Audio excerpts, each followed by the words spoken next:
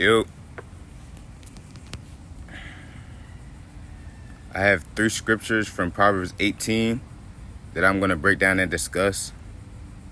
Proverbs 18, 1 and 2. Through desire, a man having separated himself, seeketh and intermeddleth with all wisdom. A fool hath no delight in understanding, but that his heart may discover itself.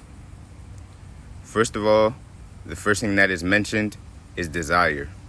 The definition of desire is to long or hope for. Next it says, having separated himself. You can't be surrounded by the world if you want true wisdom. You have to be set apart, aka holy. You have to be willing to do things others won't, like read the Bible. To reinforce verse 2, I want to use another scripture, Jeremiah 17, 9 and 10. The heart is deceitful above all things and desperately wicked. Who can know it? I, the Lord, search the heart. I try the reins, even to give every man according to his ways and according to the fruit of his doings. Simply put, if you only listen to your heart and not what God says, or don't desire understanding in anything, you are a fool. Proverbs 9:10.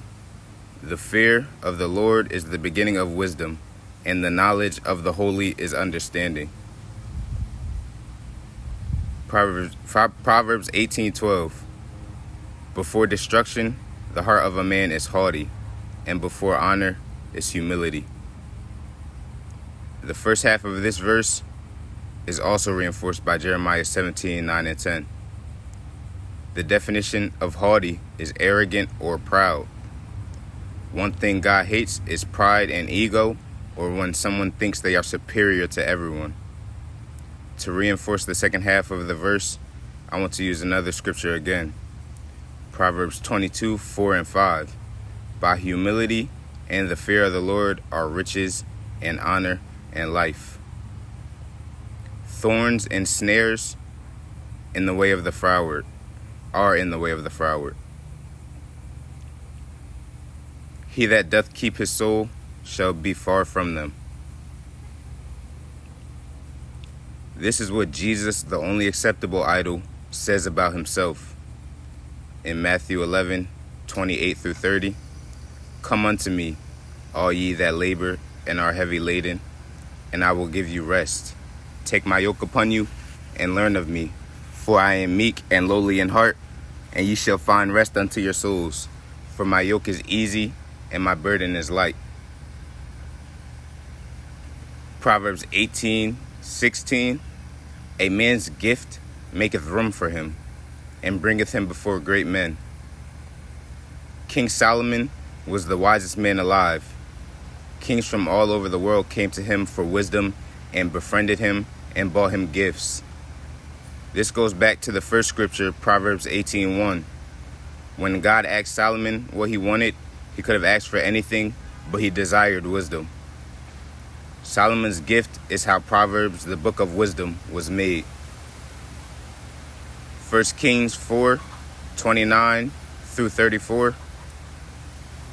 And God gave Solomon wisdom and understanding exceeding much, and largeness of heart, even as the sand that is on the seashore.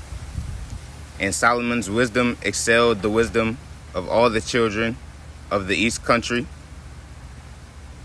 and all the wisdom of Egypt. For he was wiser than all men, than Ethan the Ezrahite, and Haman, and Chalcol, and Darda, the sons of Mahol. And his fame was in all nations round about. And he spake 3,000 parables, and his songs were 1,005. And he spake of trees, from the cedar tree that is in Lebanon, even unto the hyssop that springeth out of the wall.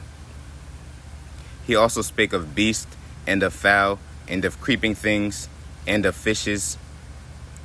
And there came of all the people to hear the wisdom of Solomon, from all kings of the earth which had heard of his wisdom.